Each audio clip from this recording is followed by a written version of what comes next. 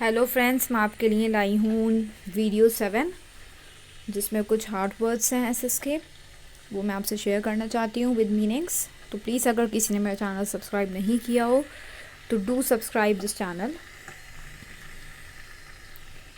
Number 1 word is ambassador. First word is ambassador. Now what is the meaning of ambassador? It means an important person who represents his or her country in a foreign country.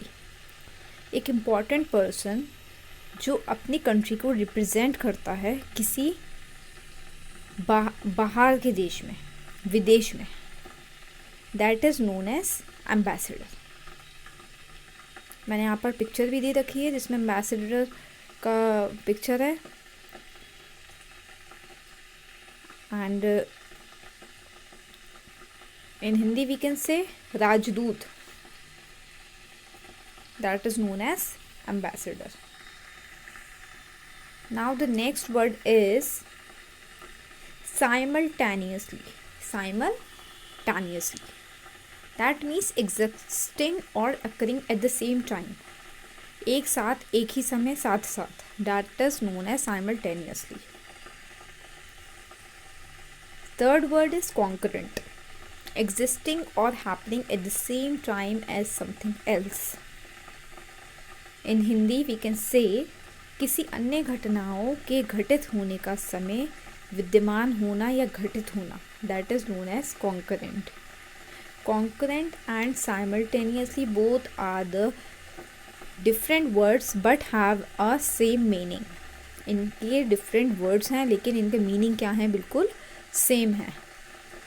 Simultaneously means एक साथ, एक ही समय, साथ साथ we can say. Concurrent also means existing or happening at the same time. Existing or happening at the same time. I hope you understood. Now, next word. That is confront.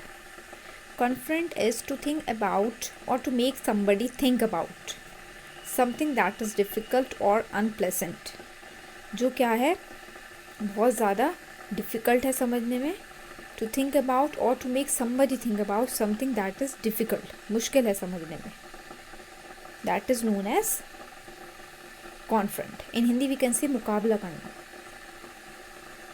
okay, आमने सामने होना, that is known as confront. To think about, आमने सामने होना, सोचना, और to make somebody think about something that is difficult or unpleasant, that is known as confront.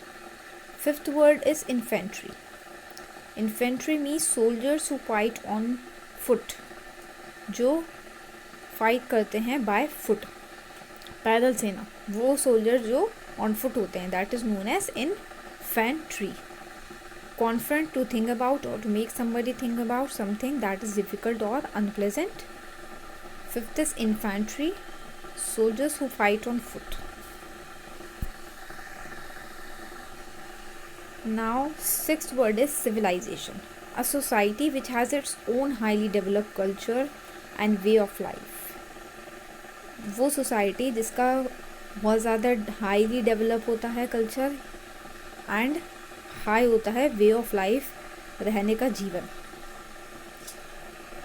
A society which has its own highly developed culture and way of life. In Hindi we can say विकसित संस्कृत और जीवन पद्धति वाला समाज, सभ्यता, that is known as civilization. Seventh word is for instance, means for example. For instance को हम क्या बोलते हैं, फॉर एग्जाम्पल, एक उदाहरण। We can say for example, we can say that means same, for instance means for example. Eighth word is particularly, that means specially, more than usual और more than others, विशेष रूप से, सामान्य से अधिक या अन्य से अधिक, that is known as particularly. Specially, which means specially, more than usual और more than others. Ninth is literally, according to the basic और original meaning of the word. Literally means according to the basics और original meaning, real meaning, that is known as literally.